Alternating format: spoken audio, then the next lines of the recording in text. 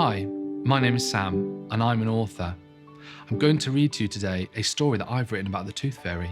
But before I do, I'm going to let you in on a little secret. I've been to the Royal Mint, the place where every coin is struck and is supplied to the Tooth Fairy. Today's story is The Tooth Fairy and the Magical Journey, a story all about twins Ollie and Grace, a magical watch mouse and a journey to the Royal Mint. I hope you enjoy it. On a hot summer's day, it was normal routine to find Grace and Ollie on their new trampoline. But this afternoon, as they both bounced about, they bumped heads together. 2 teeth flew right out. Mum cleaned both their mouths, then phoned Grandpa to say, "So, how about Ollie and Grace come to stay?" With wide gaping smiles, the twins whooped with delight and packed up a case for their sleepover night. That evening, they listened to tales of a fairy, gold coins and a dragon, all fiery and scary. They learned that their grandpa had actually been a coin maker minting for Her Majesty the Queen. At bedtime, the children were tempted to try to catch the Tooth Fairy to learn how to fly. They set out a trap and then planned for her capture. The bedroom was filled with the sound of pure rapture. It wasn't to be. The twins fell fast asleep. They suddenly woke when they heard something creep. It sounded like someone was scratching about. A mouse in a waistcoat appeared, shouting out, "I'm Wensleydale Watchmouse. Why aren't you asleep?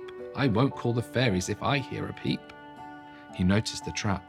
It was twins versus mouse, and they chased the poor creature all through Grandpa's house. The noise disturbed Grandpa. He wasn't impressed by the way Grace and Ollie had treated their guest. "My friend," Grandpa said with a smile on his face, "perhaps you'll escort us to my favourite place." And Wensleydale Watchmouse, with a blink of his eyes, shrank his friend and the children to his tiny size. Through underground tunnels, they magically sped, far away from their home and no longer in bed. "Just like I remember," sighed Grandpa in awe.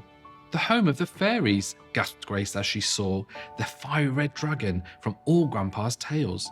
They'd reached the Royal Mint in the valleys of Wales. "We work when the coin makers leave for the night," explained Wensleydale. "If you're lucky, we might." Before he could finish, they all turned to see the chief of the fairies appear suddenly. She seemed to know Grandpa. Her green twinkling eyes made Grandpa all giggly. She had a surprise. New coins for the twins.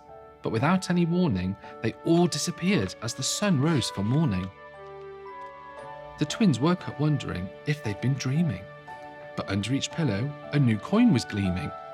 With heads full of fairies, they ran to explore their Grandpa's collection room, opening the door. The end. I really hope you enjoyed that story. The next time you leave your tooth under your pillow, be sure to watch out for Wensleydale Watchmouse, and maybe you'll get a special coin and a magical journey of your own.